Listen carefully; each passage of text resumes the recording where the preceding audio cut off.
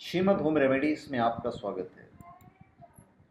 और हम आपको चाणक्य नीति के हिसाब से बताएंगे कि किन 9 लोगों के यहाँ खाना नहीं खाना चाहिए।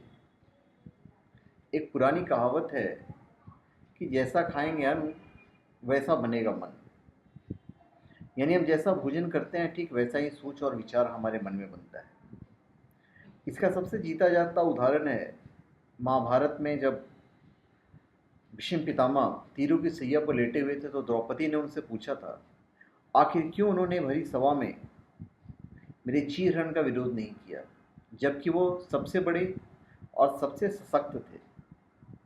तो भीष्म पितामह कहते हैं कि मनुष्य जैसा अन्न खाता है वैसा ही उसका मन हो जाता है।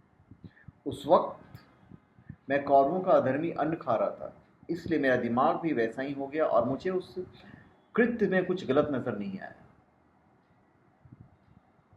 तो चलिए हम चाणक्य नीति के आपके यहाँ से बताते हैं कि कैसे लोगों के घर पे खाना नहीं खाना चाहिए और क्यों नहीं खाना चाहिए।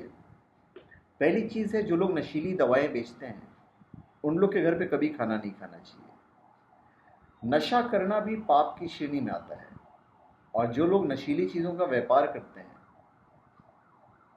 तो उनके यहाँ भोजन करना बिल्कुल वर्जित बताया गया है।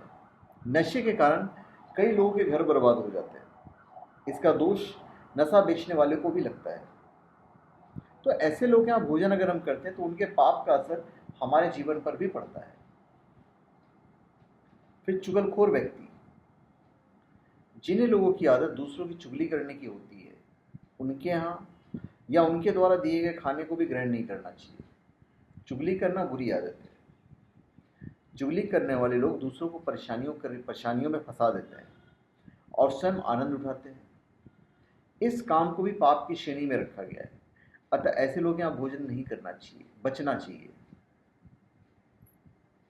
फिर निर्दयी व्यक्ति, यदि कोई व्यक्ति निर्दयी है, दूसरों के प्रति मानवीय भाव नहीं रखता है, सभी को कष्ट देते रहता है, तो उसके घर का भोजन भी नहीं खाना चाहिए।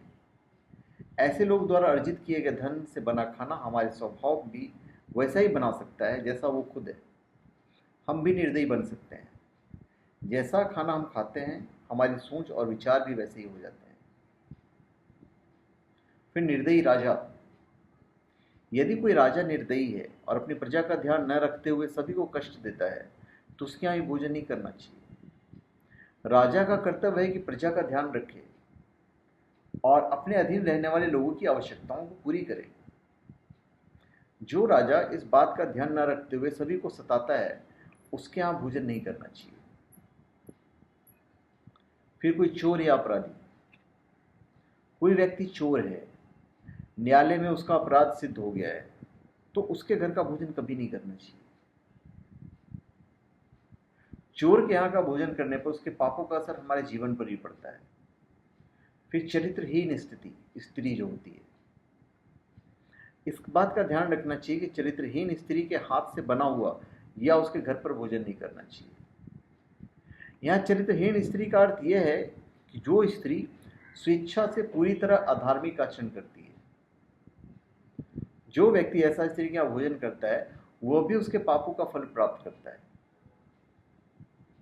फिर सुदखोर, वैसे तो आज के समय में काफी लोग ब्याज पर दूसरों को पैसा देते हैं, लेकिन जो लोग दूसरों की मजबूरी का फायदा उठाते हुए अनुचित रूप से अत्यधिक ब्याज प्राप्त करते हैं तो उनके घर पर भोजन कभी नहीं करना चाहिए। किसी भी परिस्थिति में दूसरों की मजबूरी का अनुचित लाभ उठाना पाप माना गया है। तो गलत ढंग से कमाया गया धन अशुभ फल ही देता है। फिर रोगी व्यक्ति, यदि कोई व्यक्ति किसी गंभीर बीमारी से पीड़ित है, कोई व्यक्ति छूत के रोग का मरीज है, तो उसके घर भी भोजन नहीं करना चाहिए।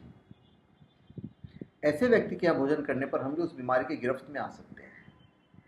लंबे समय से रोगी इंसान के घर के वातावरण में भी बीमारी के कीटाणु हो सकते हैं जो कि हमारे स्वास्थ्य को नुकसान पहुंचा सकती है।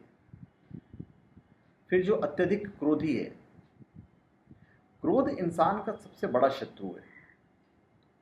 अक्सर क्रोध के आवेश में व्यक्ति अच्छे और बुरे का फर्क भूल जाता है। इसी कारण व्यक्ति को हानि भी उठानी पड़ती है। तो जो लोग हमेशा ही क्रोधित रहते हैं उनके यहाँ भी भोजन नहीं करना चाहिए। यदि हम उनके यहाँ भोजन करेंगे तो उनके क्रोध के गुण हमारे अंदर भी प्रवेश कर सकते हैं।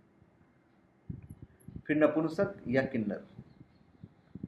किन्नरों को दान देने का विशेष विधान बताया गया है। ऐसा माना जाता है कि इन्हें दान देने पर हमें अक्षय पुण्य की प्राप्ति होती है। इन्हें दान देना चाहिए, लेकिन इनके यहाँ भोजन नहीं करना चाहिए। किन्नर कई प्रकार के लोगों से दान में धन प्राप्त करते हैं। इन्हें दान देने वाले में अच्छे बुरे दोनों प्रकार के लोग होते हैं, तो उसका असर हमारे ऊपर भी आएगा। तो धन्यवाद। आप हमारे चैनल पे सब्सक्राइब करें और अपने कमेंट दीजिए। धन्यवाद।